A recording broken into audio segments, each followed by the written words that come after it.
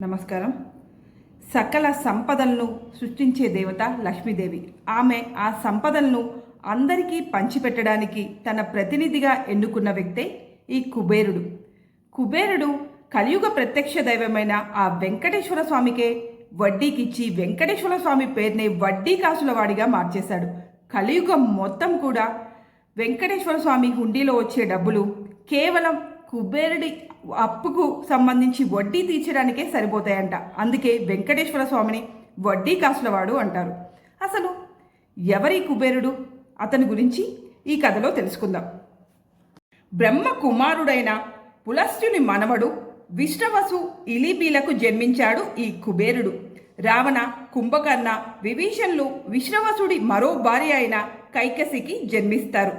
వరసకు రావణుడు కుబేరుడికి తమ్ముడవుతాడు. ఒకసారి దేవతలు కుబేరుడు తరపున వరుణయాగం చేసి సముద్రుడికి నదులను అధిపతిని చేయగా అవి ఇతనికి ఎంతో సంపదనిస్తాయి. శివుడు కూడా ఆ సమయంలో కుబేరుడికి స్నేహితుడవుతాడు. కుబేరుడు బ్రహ్మని గురించి ఘోరమైన తపస్సు చేస్తాడు. అతని తపస్సు మెచ్చిన బ్రహ్మ ప్రత్యక్షమై, కుబేరా, ఏం వరం కావాలో కోరుకో అని అడుగుతాడు. అప్పుడు కుబేరుడు దిక్పాలకుల్ని కావాలి అని కోరుకుంటాడు. అట్లే సంపదలకు కూడా అధిపతిని కావాలని కోరుకుంటాడు. అప్పుడు బ్రహ్మ కుబేరుడికి వెంటనే ఆ 2 వరాలను ప్రసాదించి అక్కడి నుంచి అంతర్ధానమై వెళ్ళిపోతాడు. కుబేరుడు సంతోషంతో తన తండ్రి అయిన విశ్రవసుకు తనకు వచ్చిన వరాల గురించి చెప్పి, నాన్న, నాకు ఒక నగరం నిర్మించి ఇవ్వవా అని అడుగుతాడు. దానికి విశ్రవసుడు దక్షిణ సముద్రంలో లంకా నగరాన్ని నిర్మించి ఎంతో ప్రేమగా తన కుమారుడైన కుబేరుడికి అప్పగిస్తాడు. అప్పటి నుంచి కుబేరుడు లంకా నగరంలో నివసిస్తాడు. బ్రహ్మ నుండి సంపదతో పాటు ఆ సమయంలో పుష్పక విమానం కూడా పొందాడు.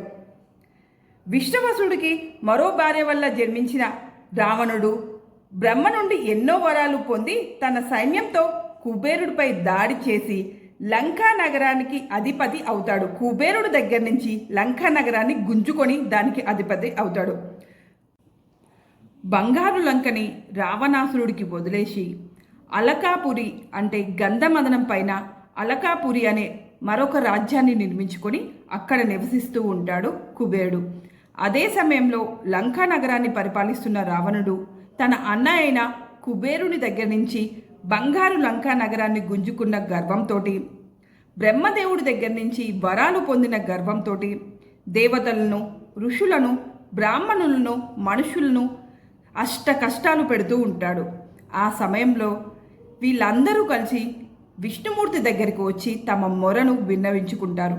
ఈ విషయం తెలుసుకున్న కుబేరుడు తన తమ్ముడు అయిన రావణాసురుడు తప్పు చేస్తున్నాడని, రావణాసురుడు అలా చేయకూడదని చెప్పి ఒక మనుషుణ్ణి దూతగా రావణాసురుడి దగ్గరికి పంపిస్తాడు.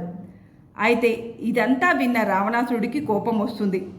నాకే నీతులు చెప్పడం కోసం ఒక దూతను పంపిస్తాడా అని చెప్పి అక్కడికి వెళ్ళిన దూతని రావణాసురుడు తల నరికి చంపేస్తాడు.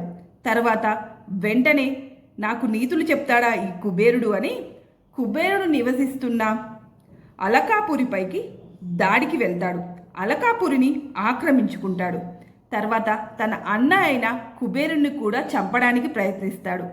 ఆ సమయంలో అక్కడే ఉన్న యక్షులు తమ పుష్పక విమానంలో కుబేరుణ్ణి కూర్చోబెట్టుకొని రావణాసురుడి బారి నుంచి కుబేరుణ్ణి కాపాడుతారు. కుబేరుడికి ఇంకా అనేక శాపాలు కూడా ఉన్నాయి. ఒకసారి కుబేరుడు కైలాసానికి వెళ్తాడు. అక్కడ శివుడి తొడపైన పార్వతీదేవి కూర్చొని ఉండగా కుబేరుడు చూస్తాడు. వెంటనే అతని మనసులో ఈర్ష వస్తుంది. అది గమనించిన పార్వతీదేవి, నీ కళ్ళు పోవునుగాక, ఈ విధంగా నన్ను చెడు దృష్టితో చూసిన నీ కళ్ళు పోవునుగాక అని శాపమిస్తుంది. వెంటనే కుబేరుడు, తల్లి, తప్పైంది, నేను నిన్ను చెడు దృష్టితో చూశాను, ఈ జగాలన్నిటికీ మాతవి, జగన్మాతవి, ఆ విధంగా చూడడం నా తప్పే, కానీ ఈ శాపానికి విమోచన కలిగించు తల్లి అని కోరగా వెంటనే ఆ కన్ను గవ్వ కన్నుగా మారుతుందని శాప విమోచన కలిగిస్తుంది. అలాగే ఒకసారి కుబేరుడి అనుచరుడైన మణిమానుడు అగస్త్యుని తలపై ఉమ్మివేయగా మణిమానుడు అతడి సైన్యం ఒక మానవుని చేత చంపబడుతారని అగస్త్యుడు శపిస్తాడు.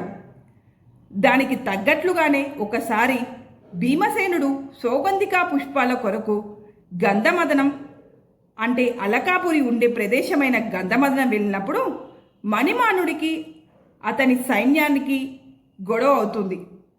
అంటే భీముడు గంధమదనం వెళ్తాడు సౌగంధికా పుష్పాల కోసం. అప్పుడు అక్కడ మణిమానుడు ఆ సౌగంధికా పుష్పాలు కోసుకోవద్దని భీముడి పైన యుద్ధానికి వెళ్తాడు.